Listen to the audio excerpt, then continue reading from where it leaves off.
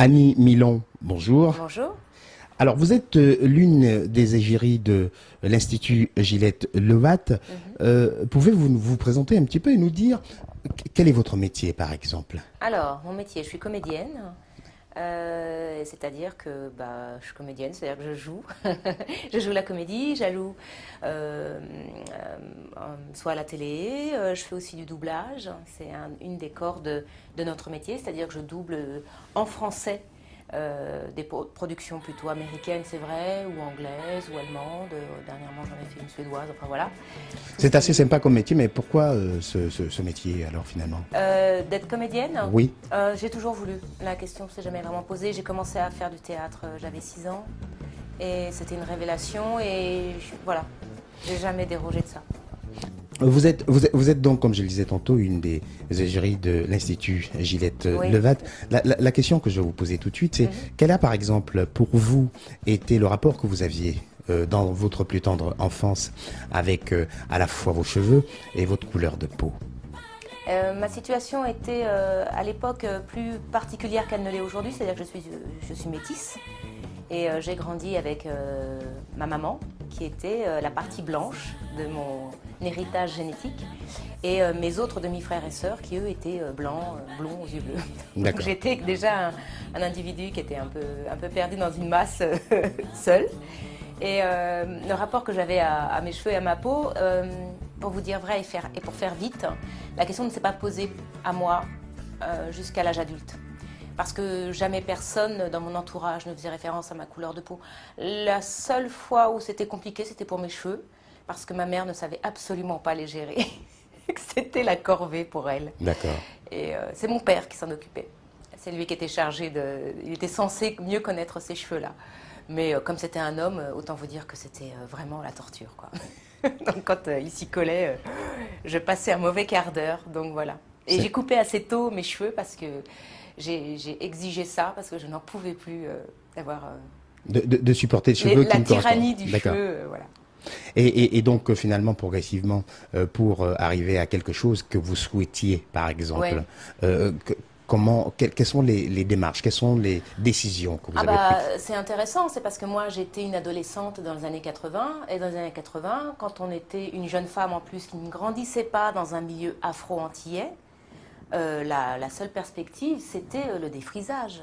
Parce que tout d'un coup c'était la manière déjà, vous savez on cherche, c'est un âge où on cherche, et c'est vrai que j'avais un entourage essentiellement blanc. Et mes sœurs, ma mère qui me donnait des conseils même de beauté, c'était des femmes blanches avec des cheveux qui se coiffaient quand même vachement mieux que les miens. Donc assez rapidement, ça a été une alternative quasiment évidente. Et c'est vrai que c'était plus pratique. C'est vrai, en effet, il n'y avait plus tout d'un coup à se poser de questions ou à essayer de les natter pour en faire quelque chose. Ça me permettait en plus de faire des cheveux à On parle bien l'époque. du défrisage, On hein, parle bien du défrisage. bien sûr. Sauf que, eh ben, assez rapidement, finalement, je trouvais que c'était contraignant. Je détestais l'odeur. Et, À mon et avis, il puis, n'y avait pas que l'odeur. il n'y avait pas que l'odeur. Non, non, mais c'est ça, j'allais y venir. C'est qu'aussi, je me rendais compte que ce produit laissait sur les mains une impression de corrosive, D'accord. je me disais, c'est quand même pas super chouette de faire ça à mes cheveux. Donc, assez rapidement, j'ai espacé les défrisages où je les laissais pas poser le temps maximum parce que finalement en plus j'aimais pas la tête que ça me faisait. Mais il n'empêche que j'ai rapidement évolué dans un milieu puisque j'ai rapidement travaillé à la télévision, entre autres comme speakerine. J'ai été engagée, j'avais à peine 20 ans. Et alors autant vous dire qu'à la fin des années 80, voire début des années 90, quand on était une femme noire, travailler à la télé, les cheveux frisés, ça ne le faisait pas du tout. C'est-à-dire que, évidemment, il a été exigé assez rapidement qu'on fasse des brochings. Vous voyez? Donc, il y avait quand même ce diktat du cheveu discipliné, grosso modo. Ça, vous le vivez dans les années 80, alors que, encore en 95, il me souvient que un des producteurs de Whitney Houston n'a pas hésité à lui demander, de lisser ses cheveux pour la sortie de son premier album. Effectivement, c'est Ça quelque m'étonne chose pas. qui était Ah pratiquement oui, mondial, mais ça. est-ce que je peux me permettre de relater une histoire qui ne m'est pas arrivée, mais qui est arrivée à quelqu'un que tout le monde connaît, qui s'appelle Whoopi Goldberg? Allez-y. Et je l'entendais il y a quelques années de ça, elle racontait, évidemment en riant, parce qu'il y a un moment donné, il vaut mieux juste en rire, mourir. Elle avait des locks, comme toujours. Et elle était déjà très connue. Elle avait déjà fait 1 ou 2 succès énormes. Film vraiment très connu. Et quand même, malgré ça, malgré cette notoriété, elle s'est retrouvée à une réunion parlant d'un projet film avec un producteur, bon, producteur blanc. Et à un moment donné, le monsieur en question lui fait remarquer, il dit oui mais en fait, qu'est-ce qu'on va faire avec ça? Ça, Et en fait, sous-entendu? C'était ses cheveux. D'accord. Et donc elle lui dit, elle montre, elle prend, ça, vous voulez ça? Elle montre telle une de ses locks. Et il lui dit, bah oui, qu'est-ce qu'on va faire avec ça? Et donc, alors ça, ce sont des cheveux. Et donc, voyez où on en était encore. Imaginez pour une femme comme Whoopi Goldberg, qui avait quand même, j'imagine, plus de souplesse dans ses choix, dans ses rapports aux gens, comme elle était aussi victime de cette discrimination du cheveu qui devait être, comme il l'était dans les yeux de ces gens-là, à savoir lisse, en tout cas pas frisé, pas partant dans tous les sens, pas plein de vie, parce que c'était aussi des cheveux, c'est des cheveux vivants, quoi. Oui, bien sûr. Donc voilà, donc moi imaginez petite jeune comédienne au début des années 90 qui arrive avec mes cheveux, qui parlant au français, et puis à la France profonde. Non, c'était hors de question. En plus, il y avait un impératif technique. J'avais ce qu'on appelait à l'époque un blue screen. Donc, pour la faire rapide, c'est un écran bleu sur lequel la technique envoyait une image, pouvait envoyer une image. Mais pour ça, il fallait absolument pas que j'ai des cheveux qui se baladent à droite à gauche parce que ça venait gêner le boulot des techniciens. Donc bref, il fallait vraiment, à l'époque, que je me fasse faire un brushing et moi, j'étais... je voyais pas tellement où était le problème jusqu'à un moment donné où on se reconnaît plus dans la glace, quoi. D'accord. Vous voyez ce que je veux dire? Oui, oui. Donc voilà, les choses changent. Donc moi, un peu moins de défrisage. Et puis, essayons de m'accommoder en essayant de trouver une coiffure. C'est pas évident. Il faut aussi reconnaître que il faut se trouver. Il faut trouver sa négritude, il faut trouver sa crépitude, si je peux me permettre. Enfin, je ne vais pas non plus trop la ramener. Moi, j'ai pas les cheveux hyper crépus, mais j'ai les cheveux quand même qui demandent et du soin et à être discipliné. Voilà. Bon, j'essayais de faire au mieux à l'époque avec les produits qui étaient sur le marché. Ça allait bon an mal an, mais quand même, il faut quand même reconnaître qu'à un moment donné, mes cheveux, ils ressemblaient à rien. Même avec les soins que j'y apportais, et Dieu sait. Et même j'avais des réflexions de coiffeurs quand je tournais, des choses comme ça, qui trouvaient que j'avais des cheveux de bonne qualité. Je dis, bah, ça peut, vu l'argent que j'y mets et tout ça, ça peut. Mais c'était quand même au détriment d'une vitalité du cheveu qui n'était plus là. Ils étaient poreux, ils étaient tout plats, tout... Bon, on arrive toujours à faire illusion. Hein. Et aujourd'hui, comment les trouvez-vous, vos cheveux? Oh bah aujourd'hui, il n'y a pas photo. Mais pourquoi? Mais pourquoi? Parce que j'ai trouvé des produits. Ah, d'accord. Voilà. Des produits qui leur font du bien chez Gillette. D'accord. Laquelle des Gillettes? Alors, il y en a. Alors, ouais, moi, j'en connais qu'une, ma Gillette, Gillette Le Watt.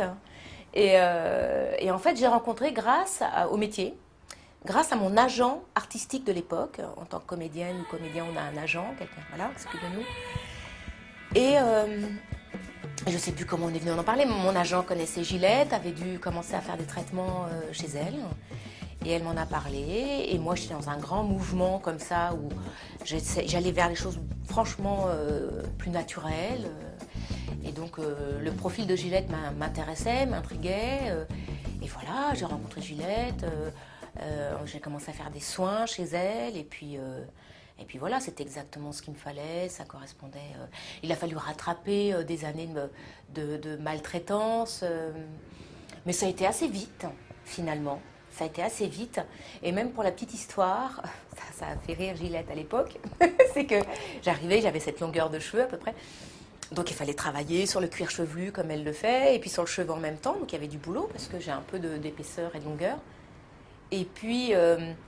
dans ma grande crise existentielle, j'ai tout rasé un jour. Donc elle m'a dit, bah, t'aurais mieux fait de venir me voir avec rasé, t'aurais dépensé moins d'argent. Mais bon, voilà, c'était fait. Mais pour preuve, j'ai continué les traitements de Gillette.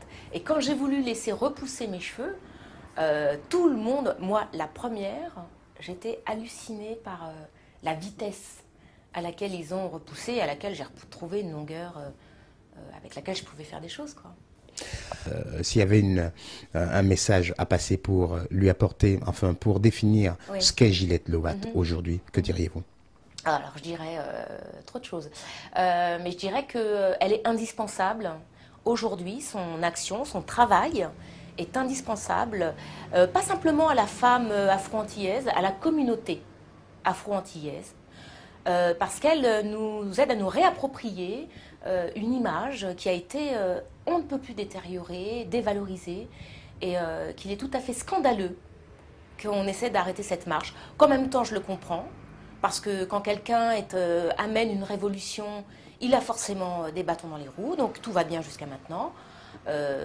Et que c'est à la limite, comme je l'écrivais l'autre fois sur un réseau social, c'est aussi la preuve, les ennuis qu'elle rencontre aujourd'hui, c'est la preuve qu'elle est sur la bonne route. Donc voilà, c'est le fameux mal pour un bien ou bien pour un mal. Et donc, s'il y avait un dernier message à passer, que diriez-vous? Eh ben, venez donc essayer, parce qu'elle va réouvrir, parce que c'est forcément comme ça que ça va se passer. On ne laissera pas le contraire se mettre en place. Et non, c'est génial, mais c'est vrai que là, il faut se mobiliser. Mobilisons-nous.